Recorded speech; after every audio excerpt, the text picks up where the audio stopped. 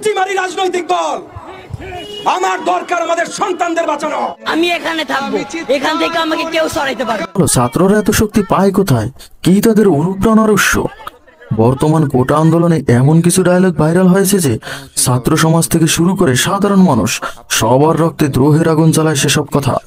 আজ আপনাদের সামনে এমন 5টি ভাইরাল ডায়লগ নিয়ে আলোচনা করব যা শুনলে আপনি নিজেকে স্থির রাখতে পারবেন না। আমার মনে হয় যে পাশেও ঘুমাচ্ছে, পুরো বেড খালি, তাও আমি একটু যদি থাকি মাঝখান পর্যন্ত। হ্যালো এভরিওয়ান, আজকে নতুন ভিডিওতে আপনাকে স্বাগতম। কেমন আছেন জানতে চাই না, কারণ দেশের এই পরিস্থিতিতে কারো ভালো থাকার কথা নয়।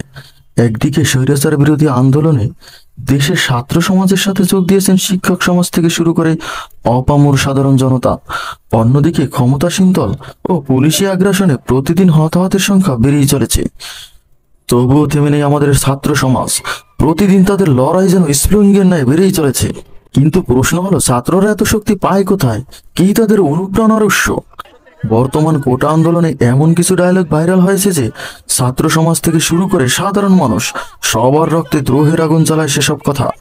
আজ আপনাদের সামনে এমন 5টি ভাইরাল ডায়লগ নিয়ে আলোচনা করব যা শুনলে আপনি নিজেকে স্থির রাখতে পারবেন না। সবচেয়ে বেশি ভাইরাল হওয়া ডায়লগ হলো, পানি লাগবে পানি, কারো পানি লাগবে। শত্রুর বুলেটের সামনে দাঁড়াতে বীর মুগ্ধর এই একটি কথাই যথেষ্ট। মুগ্ধ যখন তৃষ্ণার্ত ছাত্রদের পানি বিলাতে ব্যস্ত, তখন এই ঘাতকের বুলেট আঘাত করে তার মাথায়, লুটিয়ে পড়েন মাটিতে, শহীদ হন আমাদের প্রিয় মুগ্ধ। আন্দোলনের সূত্রপাত রংপুরের সাইদ হত্যার মাধ্যমে।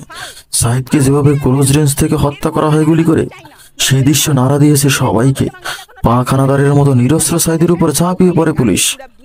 অধ্যাপক গোলাম রাব্বানী ছাত্র আন্দোলনের পক্ষে দাঁড়িয়ে হৃদয় বিদারক কথা বলেন তিনি। যে ভাই এখনো স্বাভাবিক নির্লজ্জ হয়ে আছে, আমি তাকে ঘৃণা করি।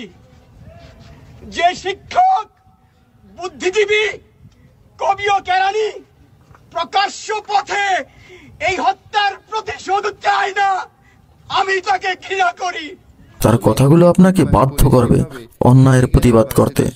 তুমি কে, আমি কে, রাজাকার রাজাকার, কে বলেছে স্বৈরাচার স্বৈরাচার। প্রধানমন্ত্রীর একটি মন্তব্যের পর এই ডায়লগটি ছড়িয়ে পড়ে সারা দেশে। যদিও প্রধানমন্ত্রী পরে বলেন যে আমি ছাত্রদের রাজাকার বলিনি। বন্ধুরা, কোন ডায়লগটি আপনার মনকে নাড়া দিয়েছে কমেন্ট বক্সে জানাবেন প্লিজ। সবাই ভালো থাকবেন, সবাইকে ভালো রাখবেন। ধন্যবাদ।